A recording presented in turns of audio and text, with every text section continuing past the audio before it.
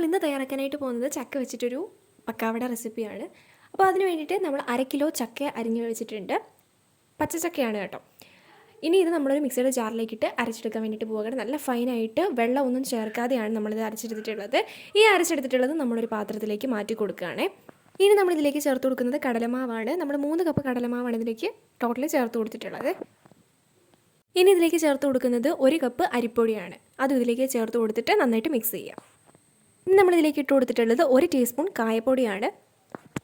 ഇനി ചേർത്ത് കൊടുക്കുന്നത് 2 ടീസ്പൂൺ കാശ്മീരി മുളക് പൊടിയും 1 ടീസ്പൂൺ നമ്മുടെ അല്ലാത്ത എരിവുള്ള മുളക് പൊടി. ഇനി ഇതെല്ലാം കൂടെ നന്നായിട്ട് ചേർത്തിട്ട് നമ്മുടെ ആവശ്യത്തിന് അനുസരിച്ച് ഉപ്പ് ചേർത്ത് കൊടുക്കാം. എന്നിട്ട് നന്നായിട്ട് കൈകൊണ്ട് തന്നെ നമ്മളിത് കുഴച്ചെടുക്കുകയാണ്. നന്നായിട്ട് കൈകൊണ്ട് തന്നെ കുഴയ്ക്കണം. നമ്മുടെ ഇടിയപ്പത്തിന് നമ്മൾ മാവ് കുഴയ്ക്കുന്ന പരുവമാണ് വേണ്ടത്. നമ്മളിതിലേക്ക് ശകലം വെളിച്ചെണ്ണയും കൂടെ ചേർത്ത് കൊടുത്തിട്ട് നന്നായിട്ട് നമ്മുടെ മാവിൻ്റെ പരുവത്തിൽ നമുക്ക് കുഴച്ചെടുക്കാം. ഇടിയപ്പത്തിന് നമ്മൾ മാവ് കുഴയ്ക്കത്തില്ലേ, ആ ഒരു പരുവമാണ് നമുക്ക് വേണ്ടത്. ഇനി നമ്മൾ ഈ കുഴച്ച് വെച്ചിരിക്കുന്നത് സേവനാഴിയിൽ പക്കാവടയുടെ അച്ചിട്ട് കൊടുത്തതിന് ശേഷം ഇതിലേക്ക് നമ്മൾ ഈ സേവനാഴിയിലേക്ക് നമ്മുടെ മാവിട്ട് കൊടുക്കുകയാണ്. ഇനി നമ്മളത് അവിടെ ഒരു ചീനച്ചട്ടി അടുപ്പത്ത് വെച്ചിട്ടുണ്ട്. എണ്ണ ഒഴിച്ചു കൊടുത്തിട്ടുണ്ട്. എണ്ണ ചൂടായി വരുന്ന സമയത്ത് നമ്മൾ എടുത്തു വെച്ചിട്ടുള്ള ഈ ഒരു മാവ് സേവനാഴിയിലൂടെ ഇതിലേക്ക് പീച്ചി ഈ എണ്ണയിലേക്ക് ഇട്ട് കൊടുക്കുക.